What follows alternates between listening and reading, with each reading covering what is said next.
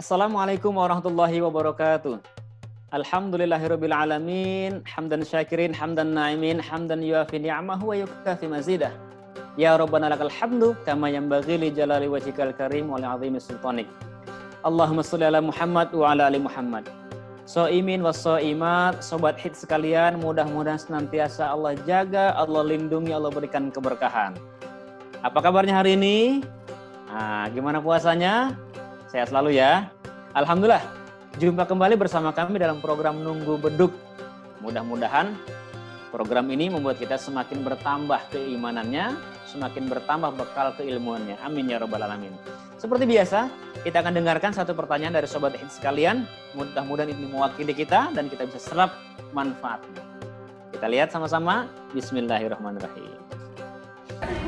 Assalamualaikum Pak Najmi, saya Iga ingin bertanya, apakah mendahulukan sholat maghrib sebelum makan atau makan dulu habis itu sholat maghrib? Terima kasih, mohon jawabannya ya Pak. Alhamdulillah, terima kasih, luar biasa. Pertanyaan yang saya yakin mewakili semuanya ya. Ketika dur maghrib, mana yang kita dahulukan? Apakah makan dulu apa sholat dulu? Nah tentu kalau hal seperti ini kita nggak bisa lari dari contoh. Contoh siapa? Nabi Muhammad SAW bersama para sahabat. Jadi apa sih yang dilaksanakan oleh Nabi Muhammad ketika datang waktu berbuka? Karena memang berbuka itu sunnahnya disegerakan. Maka Rasul kalau setiap kali datang waktu maghrib, maka ia yuftiru ala rutobin qabla an yusalliya.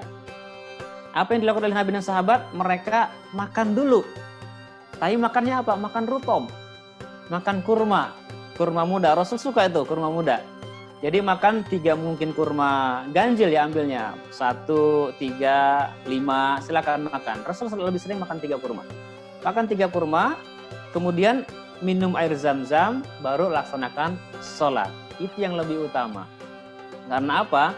Kalau begitu dur maghrib, kita langsung makan makanan yang berat, langsung heboh, langsung balas dendam. Wah, gile gue seharian nahan puasa nih. Lihat iklan di TV, seger-seger banget itu sirup ya kan, Masya Allah. Begitu dur maghrib langsung blok. Akhirnya apa? Kalau kata orang Sunda mah kamarakaan. You know kamarakaan? Perut terasa begak, terlalu penuh sehingga yang terjadi apa? Sakit di perut dan malas beribadah. Hati-hati. Akhirnya apa? Sholat maghribnya jadi nggak khusyuk. Sholat maghribnya jadi berat. Apalagi nanti sholat tarawihnya bagaimana? Jadi sebaiknya bagaimana? Ketika tiba waktu maghrib, kita segerakan berbuka. Memang Rasul kasih pilihan 2. Berbukalah dengan kurma atau dengan zam-zam. Karena kurma tersebut menyehatkan, zam-zam tersebut mensucikan. Kalau kita nggak punya zam-zam di rumah gimana caranya? Pakai air putih. Pakai air bening. Sebaiknya lagi yang hangat mungkin ya, karena apa akan membuat proses metabolisme kita semakin bagus. Jadi minum rutob, minum kurma, ya, kemudian makan kurma, mohon maaf, kurma kok diminum ya. Tapi sekarang sudah ada sih kurma yang di blender ya. Jadi makan kurma, kemudian minum zam-zam atau minum air putih. Setelah itu tunaikan sholat. Habis selesai sholat, nah baru kita siap-siap untuk menyantap makanan yang berat. Karena ada waktu yang cukup antara waktu sholat maghrib ke waktu sholat isya. Ya, tapi juga tetap jangan dendam. Nah, ini juga berkaitan dengan apa? Berkaitan dengan mungkin sahur. Ada juga yang mungkin aktivitasnya sampai malam gitu kan. Habis sholat isya langsung tarawih, masih mengerjakan sesuatu, bikin program-program apa segala macam misalnya. Kerja kita sampai jam 1 malam, sampai jam 2 malam, kalau kita harus tertidur dan bangun jam 3 atau setengah 4, rasanya berat. Misalnya nih kan, apalagi buat pekerja-pekerja misalkan di dunia pertelevisian dan lain sebagainya, tidak sedikit yang itu ngerasa berat kalau harus bangun untuk hanya sekedar sahur misalkan. Jam setengah 4 bangun itu berat sekali. Bolehkah kita sahurnya didahulukan, habis sholat tarawih kita makan. Kita makan yang berat nih, makan yang berat. Terus habis makan kita baca niat langsung. Kemudian setelah itu tertidur, bangun-bangun kita di waktu subuh. Boleh-boleh saja. Tidak mengapa, boleh-boleh saja. Akan tetapi memang kalau bicara ahsannya, bicara sebaiknya, Di waktu maghrib berbuka disegerakan dengan yang tadi yang dicontohkan oleh Nabi Muhammad, begitu sahur diakhirkan. Kenapa?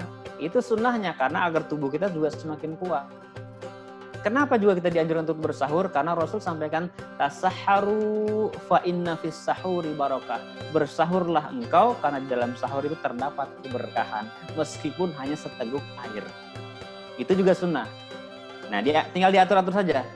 Karena memang juga ini terkait dengan niat juga ya. Kalau dalam Ramadan ini kan kalau kita nggak sampai menjatuhkan niat, mengucapkan niat untuk berpuasa esok hari, maka ini bisa tidak direken, bisa tidak dianggap puasa kita. Nah, waktu niat kan panjang, dari mulai sejak pada maghrib sampai sebelum waktu subuh, itu waktunya. Nah, juga sama waktu sahur ya, silahkan diatur-atur saja. Boleh kok, tidak masalah. Karena tidak sedikit. Kemarin ada juga yang bertanya, kalau saya ini kan kerjanya sampai malam, kemudian kalau harus bangun hanya sekedar sahur berat. Nah, itulah laksanakan cara seperti itu. Tapi kalau bisa bekerja selesai jam 1, tidur dulu. Bikin beker atau ada yang membangunkan, bangun sekiranya 3:30 mungkin sebelum masuk waktu subuh. Masih dalam konteks bisa kita bersahur. Sahurlah. Kalaupun mungkin tidak maksimal seperti makan di malam hari atau di waktu maghrib, kita hanya mampu 3 sendok nasi dengan lauk pauknya ditambah dengan seteguk air, itu jauh lebih bagus, jauh lebih baik dibandingkan kita sahurnya di malam hari. Tapi kalau bicara larangan, tidak ada larangan, boleh-boleh saja. Karena kita yakini setiap sunnah yang dicontohkan oleh Nabi Muhammad SAW itu senantiasa ada manfaatnya. Sunnah yang dicontohkan Nabi Muhammad kita ikuti pasti ada manfaatnya, pasti itu. Kalau kita mengikuti sunnah, tapi ternyata malah madorot yang timbul, boleh jadi kita keliru menjalankan sunnah. Ya, sobat hit semuanya, mudah-mudahan dengan semua kita menjalankan ibadah dan mudah-mudahan puasa yang tahun ini di rumah saja senantiasa menimbulkan keberkahan buat kita semua. Hadanallahu wa iyyakum ajmain. Assalamualaikum warahmatullahi wabarakatuh.